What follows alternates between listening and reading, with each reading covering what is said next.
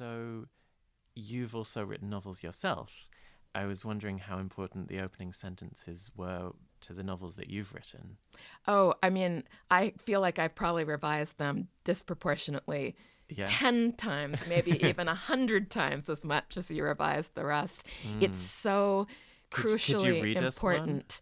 Yeah, do you want to see what there is there?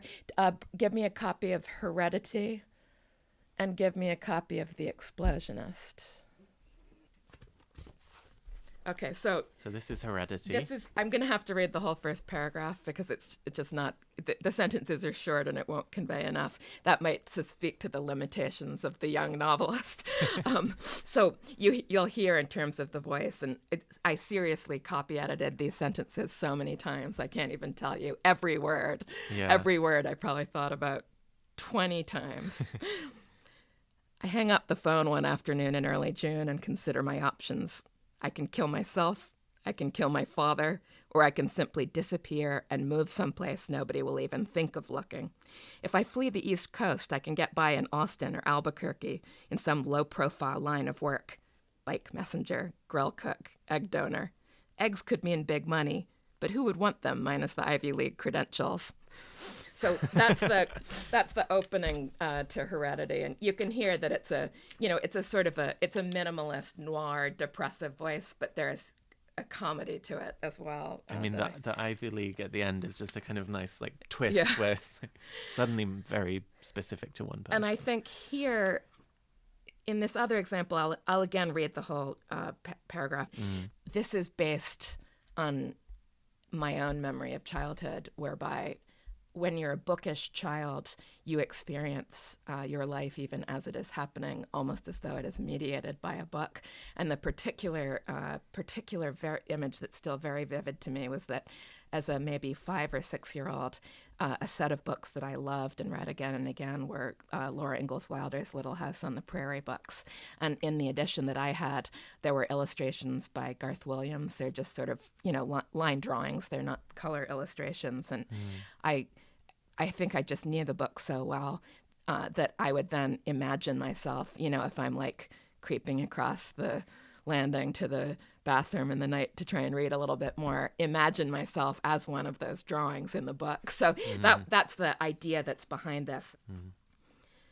As a small child, Sophie used to tell herself the story of her own life, pictures and captions running inside her head, just like a real book.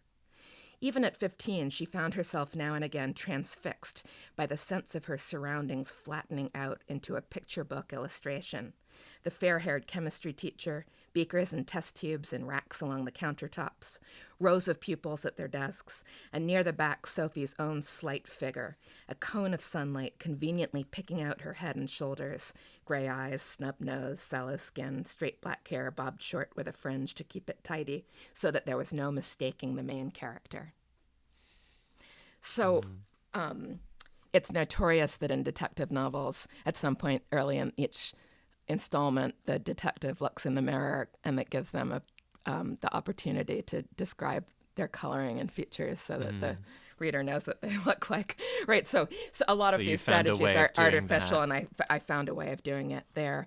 I think you can already tell, too, from the word choice. This is, in fact, a novel that is set in a kind of alternate universe version of 1930s Scotland, and you can hear, in terms of some of the words, fringe, for instance, instead of bangs, that we're in a world that is not the modern day schoolroom of the United States, that it's a different time and place. Yeah.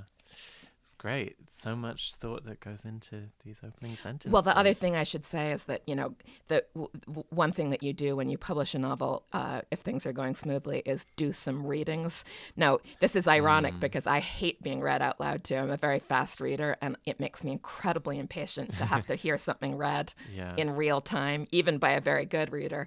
So it's certainly the case, and Henry James says something like this in the preface to The Golden Bowl. I think the most important test for all prose, perhaps particularly for fictional prose, will be, can it be read well aloud, right? So one of the things that I'm doing when I go through copy edit after copy edit, honestly on a piece of academic writing as well as on a piece of fiction, but it's more important for the piece of fiction, is that I don't just need it to be clear and vivid. I need the order of the words as they come out of my mouth to be articulable and hearable in a way that makes sense, right? So there's something that has less to do with meaning and just has to do with the sound of the words and what kinds of consonant or vowel you would put next to each other. That if I've written a sentence that when I read it out loud doesn't work.